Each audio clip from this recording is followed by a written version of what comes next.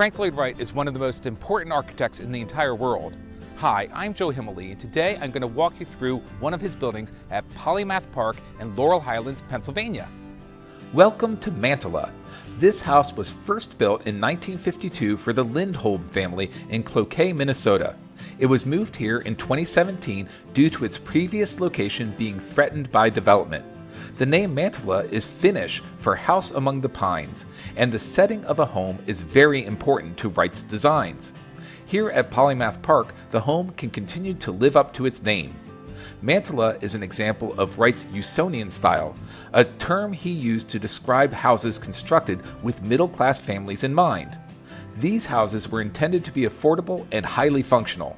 This house features many hallmark Wright characteristics. It's one story with an emphasis on the horizontal plane. It has repeating patterns throughout and uses the concept of compression and release, which you'll be able to see on the inside. The house has a carport, which is a very common feature of Wright designs. During construction, a student of Wright's allowed a garage door to be added, but when the house was rebuilt here, the carport was restored. As you approach the front door, you'll notice that it's very low and wide.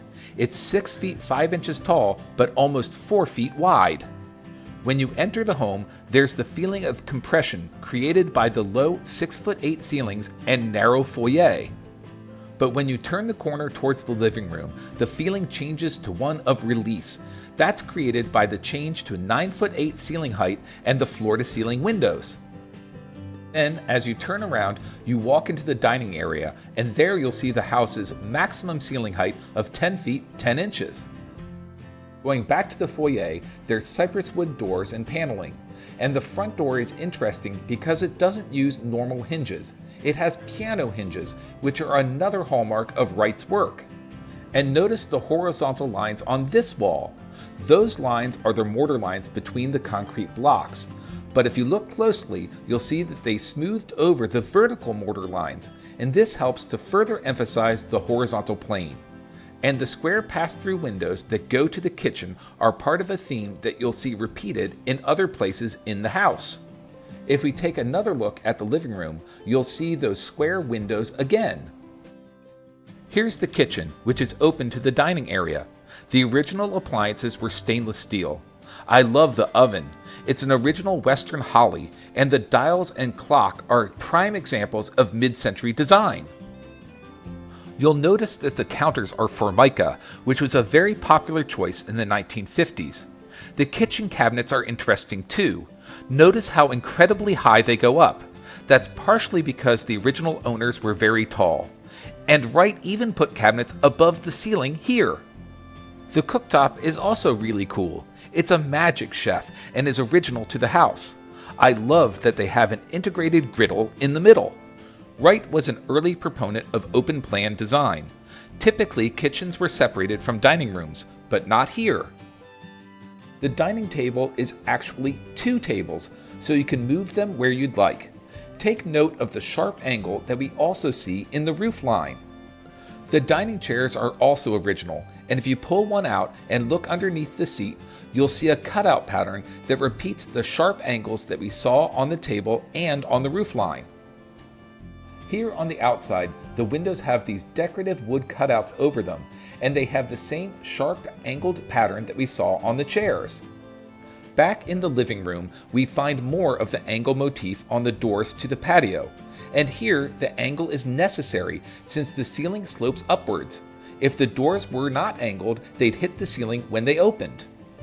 Wright likes to play with scale in his designs. The hallway to the private wing is narrow to discourage guests from going there. Here you'll see that the door to the primary bedroom is a standard dimension, about 2.5 feet wide. But the bathroom door is only 18.5 inches wide. You have to turn sideways to enter. And in fact, the owner could not even enter this bathroom when she was pregnant. But once inside, it's a regular dimension again.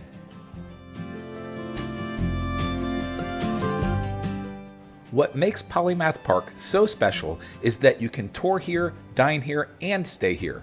I stayed here overnight and experienced the remarkable change in the look and feel of the home in the dark. It's at night that you experience the light glowing from the square windows on the outside as you approach the front door. And as you enter, you'll see the use of shadow on the masonry walls to emphasize the horizontal plane, and repeated use of squares in the cut-throughs from the kitchen to the foyer, and then repeated again in the recessed lights in the living room.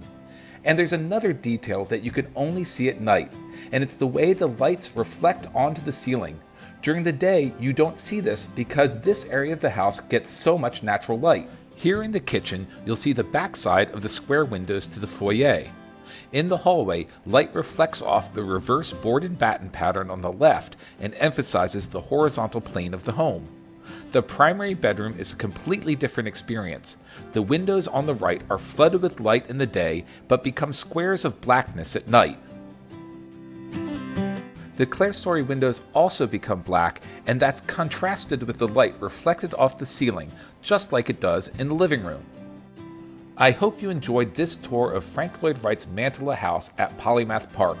Make sure you like, subscribe, and turn on post notifications so you don't miss my next video of a historic property.